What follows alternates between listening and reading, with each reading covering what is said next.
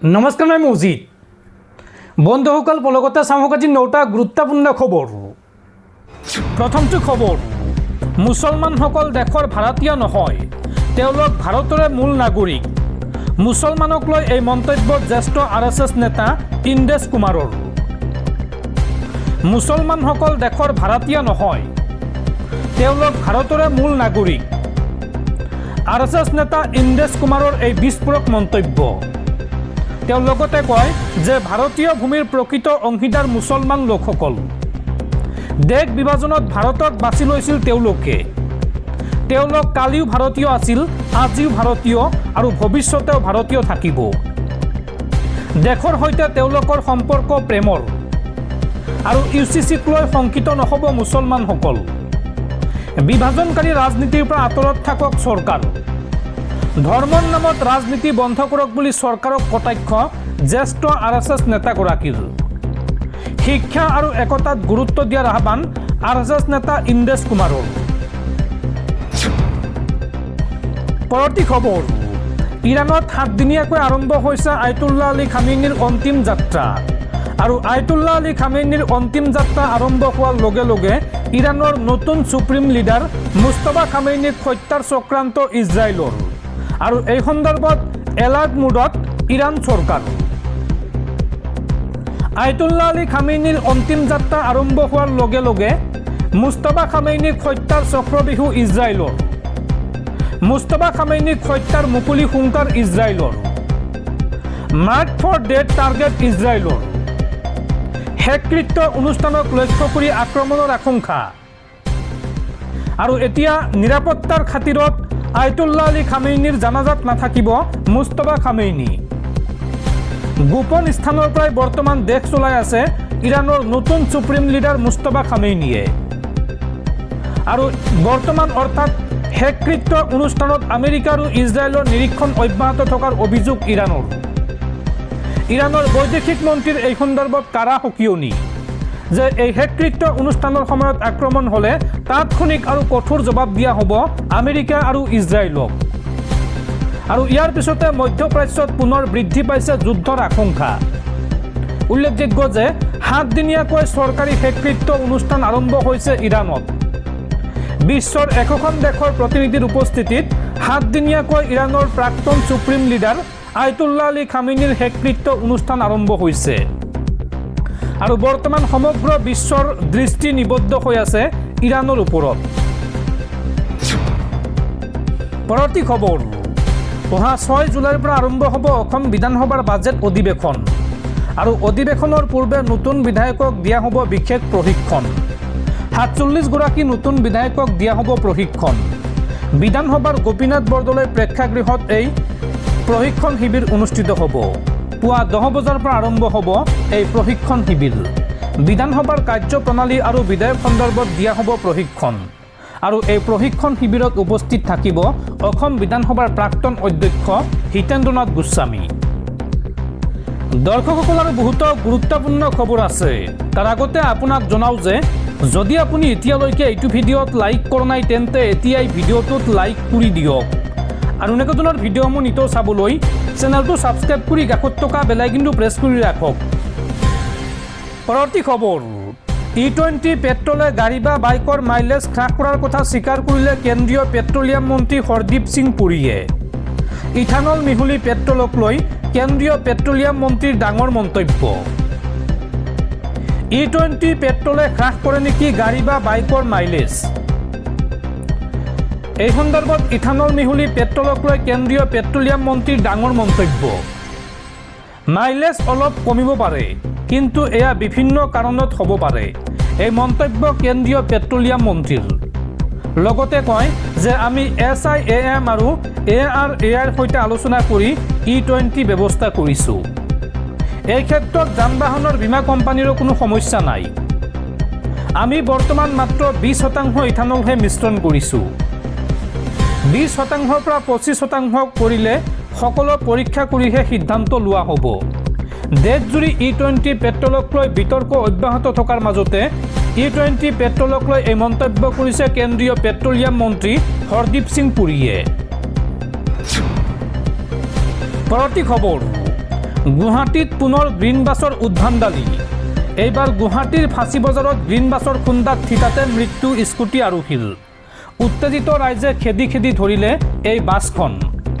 আৰু এই দুৰ্ঘটনাত মৃত্যু হোৱা লোকজনৰ নাম আকাশ বড়ো, ঘৰ গুৱাহাটীৰ খাৰঘুলিত। লগতে সংকটজনক অৱস্থাত জীৱন মৃত্যুৰে যুঁজিছে আন এজন লোক জ্যোতিৰ্ময় দাস। GMCHত চিকিৎসাধীন হৈ আছে জ্যোতিৰ্ময় দাসে। একেখন স্কুটিতে আহিছিল আকাশ বড়ো আৰু জ্যোতিৰ্ময় দাস। আৰু বৰ্তমান পাণবজাৰ আৰক্ষীয়ে জব্দ কৰিছে দুৰ্ঘটনা সংঘটিত কৰা সেই গ্ৰীণ বাছখন। পৰৱৰ্তী খবৰ, ৰাজ্য কঁপাই যোৱা লুইচ বাৰ্জাৰ কেলেংকাৰীৰ তদন্তৰ চূড়ান্ত প্ৰতিবেদন দাখিলৰ দিশত। এই সম্পৰ্কত অবজেকশ্যন বা প্ৰটেষ্ট পিটিশ্যনৰ বাবে 27 জুলাইৰ পুৱা 10 বজাত গুৱাহাটীৰ CBI আদালতত হাজিৰ হোৱাৰ নিৰ্দেশ ভৱেন সন্দিকৈ, জয়ন্ত গগৈ আৰু আব্দুল ৱাহিদক। এই তিনিওগৰাকী লোকৰ ৰাজহুৱা স্বাৰ্থজড়িত আবেদনৰ ভিত্তিত লুইচ বাৰ্জাৰ কেলেংকাৰীৰ CBIৰ তদন্ত দিছিল গুৱাহাটী উচ্চ ন্যায়ালয়ে। পৰৱৰ্তী খবৰ, জুবিন গাৰ্গৰ মৃত্যুৰ তদন্তক লৈ ডাঙৰ খবৰ। আদালত চৌহদত জনপ্ৰিয় অভিনেতা ৰবি শৰ্মাৰ চাঞ্চল্যকৰ মন্তব্য। লাইফ জেকেট নিপিন্ধাকৈ পানীত নামতে বলপূৰ্বকভাৱে জুবিন গাৰ্গক পানীৰ পৰা উঠাই আনিব লাগিছিল। ইয়ত পাৰ্টিত থকা সকলোৱে লাইফ জেকেট পিন্ধিহে পানীত নামিছিল। তেনে ক্ষেত্ৰত জুবিন গাৰ্গক তেওঁলোকে কিয় বাধা নিদিলে বা জুবিন গাৰ্গক লাইফ জেকেট কিয় পিন্ধাই নিদিলে? এই প্ৰশ্ন অভিনেতা ৰবি শৰ্মাৰ। পৰৱৰ্তী খবৰ, সমগ্ৰ ৰাজ্যত গো হত্যা সম্পূৰ্ণৰূপে নিষিদ্ধ কৰিব নোৱাৰে আদালতে। সংখ্যালঘুৰ ধৰ্মীয় অধিকাৰ আৰু নীতি নিয়মত হস্তক্ষেপ কৰাটো উচিত নহয়। এই মন্তব্য তামিলনাডুৰ বিজয় থালাপতি চৰকাৰৰ। সমগ্ৰ ৰাজ্যত গো হত্যা সম্পূৰ্ণৰূপে নিষিদ্ধ কৰিব নোৱাৰে আদালতে। সংখ্যালঘুৰ ধৰ্মীয় অধিকাৰ আৰু নীতি নিয়মত হস্তক্ষেপ কৰাটো উচিত নহয়। সমগ্ৰ ৰাজ্যত গো হত্যা সম্পূৰ্ণৰূপে নিষিদ্ধ কৰাৰ অধিকাৰ কেৱল বিধানসভাৰহে আছে, আদালতৰ নহয়। আদালতৰ এই নিৰ্দেশে সংখ্যালঘু সমাজৰ ধৰ্মীয় নীতি আৰু পৰম্পৰাত হস্তক্ষেপ কৰিছে। বকৰি ঈদত গো হত্যা নিষিদ্ধ কৰিব নোৱাৰিব সৰ্বোচ্চ ন্যায়ালয়ে।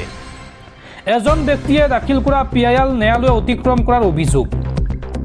কেৱল ৰাজহুৱা স্থানতহে গো হত্যা নিষিদ্ধ কৰিবলৈ আবেদন কৰিছিল ব্যক্তিজনে। কিন্তু সৰ্বোচ্চ ন্যায়ালয়ে সমগ্ৰ ৰাজ্যতে সম্পূৰ্ণৰূপে নিষিদ্ধ কৰিছিল গো হত্যা। আৰু সৰ্বোচ্চ ন্যায়ালয়ক এইবাৰ এইদৰে চেলেঞ্জ দি এই মন্তব্য কৰিছে থালাপতি চৰকাৰে। পৰৱৰ্তী খবৰ, বিদ্যালয়ৰ ওচৰত বিক্ৰী কৰিব নোৱাৰিব ষ্টিং। বিদ্যালয়ৰ 500 মিটাৰ বেখাৰ্ডৰ ভিতৰত সকলো দোকানত নিষিদ্ধ কৰা হৈছে ষ্টিং এনাৰ্জি ড্ৰিংকৰ লগতে অন্যান্য এনাৰ্জি ড্ৰিংক। শিক্ষাৰ্থীসকলৰ স্বাস্থ্যৰ কথা চিন্তা কৰি এই কঠোৰ সিদ্ধান্ত মহাৰাষ্ট্ৰ চৰকাৰৰ। মহাৰাষ্ট্ৰ চৰকাৰে শিশুসকলৰ স্বাস্থ্যৰ প্ৰতি লক্ষ্য ৰাখি এক অতি গুৰুত্বপূৰ্ণ পদক্ষেপ গ্ৰহণ কৰিছে। ৰাজ্যখনৰ সকলো বিদ্যালয়ৰ 500 মিটাৰ বেখাৰ্ডৰ ভিতৰত ষ্টিং এনাৰ্জি ড্ৰিংকৰ বিক্ৰী সম্পূৰ্ণৰূপে নিষিদ্ধ কৰা হৈছে। বিধানসভাত এই ঐতিহাসিক সিদ্ধান্তৰ বিষয়ে অৱগত কৰি খাদ্য আৰু ঔষধ প্ৰশাসন মন্ত্ৰী নৰহৰি জিৰৱালে স্পষ্ট কৰি দিয়ে যে এতিয়াৰ পৰা যিকোনো শিক্ষানুষ্ঠানৰ ওচৰত এই পানীয় বিক্ৰী কৰাটো সম্পূৰ্ণ বেআইনী বুলি গণ্য কৰা হ'ব।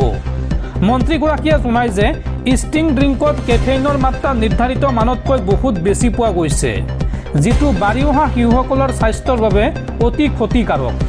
ছাত্ৰ ছাত্ৰীসকলক এই অতিৰিক্ত কেফেইনযুক্ত পানীয়ৰ পৰা আঁতৰাই ৰাখিবলৈ এই নিষেধাজ্ঞা তাৎক্ষণিকভাৱে কাৰ্যকৰী কৰা হৈছে। মন্ত্ৰীগৰাকীয়ে স্পষ্টভাৱে কয় যে শিশুৰ স্বাস্থ্যৰ লগত কোনো ধৰণৰ আপোচ কৰা নহ'ব। মহাৰাষ্ট্ৰ চৰকাৰৰ এই কঠোৰ কাৰ্যব্যৱস্থাৰ লগতে খাদ্য নিয়ন্ত্ৰক সংস্থা FSSAI-এ শেহতীয়াকৈ 6টা আগশাৰীৰ এনাৰ্জি ড্ৰিংক কোম্পানীলৈ জাননী প্ৰেৰণ কৰিছে। ষ্টিং এনাৰ্জি ড্ৰিংক প্ৰস্তুত কৰা কোম্পানীটোৰ লগতে আন 5টা ডাঙৰ ব্ৰেণ্ডৰ বিৰুদ্ধে ভুল ব্ৰেণ্ডিং আৰু বিভ্ৰান্তিকৰ বিজ্ঞাপনৰ জৰিয়তে ৰাজ্যক বিপথে পৰিচালিত কৰাৰ গুৰুতৰ অভিযোগ উত্থাপন হৈছে। FSSAI-ৰ তদন্তত পোহৰলৈ আহিছে যে এই ড্ৰিংকসমূহৰ প্ৰচাৰ আৰু লেবেলিঙত নিয়মসমূহ মুকলিকৈ উলংঘা কৰা হৈছে। এই তদন্তৰ আওতাত ৰেড বুল, পেপচিকৰ এড্ৰেনালিন ৰাছ, ৰিলায়েন্সৰ Campa energy, Gold Boost, Hell energy আৰু মনষ্টাৰ এনাৰ্জিৰ দৰে ডাঙৰ ঘৰুৱা আৰু আন্তঃৰাষ্ট্ৰীয় ব্ৰেণ্ডসমূহ অন্তৰ্ভুক্ত হৈছে। এই সামগ্ৰীসমূহৰ গুণাগুণ আৰু নিয়ম মানি চলাৰ দিশসমূহৰ ওপৰত বিষয়াসকলে ইতিমধ্যে তদন্ত আৰম্ভ কৰিছে। মহাৰাষ্ট্ৰ চৰকাৰ আৰু FSSAIৰ এই কঠোৰ স্থিতিৰ পিছত বজাৰত উপলব্ধ আন এনাৰ্জি ড্ৰিংক ব্ৰেণ্ডসমূহৰ ওপৰতো নিৰীক্ষণ যথেষ্ট বৃদ্ধি কৰা হৈছে। চৰকাৰে এই পানীয়বোৰত থকা কেফেইনৰ মাত্ৰা আৰু যুৱক যুৱতী তথা শিশুৰ ওপৰত পৰা ইয়াৰ মানসিক আৰু শাৰীৰিক পাৰ্শ্বক্ৰিয়াৰ বিষয়ে অতিশয় চিন্তিত। বিদ্যালয়ৰ আশে পাশে থকা দোকানী আৰু বিক্ৰেতাসকলৰ বাবে এই নিৰ্দেশ তৎকালীনভাৱে কাৰ্যকৰী হ'ব আৰু নিয়ম উলংঘা কৰা লোকৰ বিৰুদ্ধে কঠোৰ আইনী ব্যৱস্থা গ্ৰহণ কৰা হ'ব বুলি চৰকাৰে সকীয়াই দিছে। পৰৱৰ্তী খবৰ, মুছলমানে নাপাব OBCৰ সংৰক্ষণ। ৭৭টা মুছলমান সম্প্ৰদায়ক OBCৰ তালিকাৰ পৰা কৰ্তন। গৃহীত হ'ল বিজেপি চৰকাৰে উত্থাপন কৰা নতুন বিধায়ক। অন্যান্য পিছপৰা শ্ৰেণীৰ সংৰক্ষণ আইনত ডাঙৰ পৰিৱৰ্তন। ৭৭টা মুছলমান সম্প্ৰদায়ক OBCৰ তালিকাৰ পৰা কৰ্তন। গৃহীত হ'ল বিজেপি চৰকাৰে উত্থাপন কৰা নতুন বিধায়ক। পশ্চিমবংগত সংৰক্ষণৰ পৰিমাণ হ্ৰাস কৰিছে বিজেপি চৰকাৰে। ৰাজ্যখনৰ অন্যান্য পিছপৰা শ্ৰেণীৰ সংৰক্ষণ আইনত ডাঙৰ পৰিৱৰ্তন। ২০২৪ মে মাহত কলকাতা উচ্চ ন্যায়ালয়ে দিয়া এটা ৰায়ৰ ভিত্তিত এই ডাঙৰ সিদ্ধান্ত। ৰাজ্যখনৰ OBC তালিকাৰ পৰা ৭৭টা মুছলিম সম্প্ৰদায়ক আনুষ্ঠানিকভাৱে কৰ্তন। বংগত OBCৰ বাবে থকা সংৰক্ষণৰ পৰিমাণ 10ৰ পৰা 7% হ্ৰাস। ইফালে আগষ্টৰ পৰা বংগত UCC কাৰ্যকৰী হ'ব বুলিও ঘোষণা কৰিছে ৰাজ্যখনৰ বিজেপি চৰকাৰে।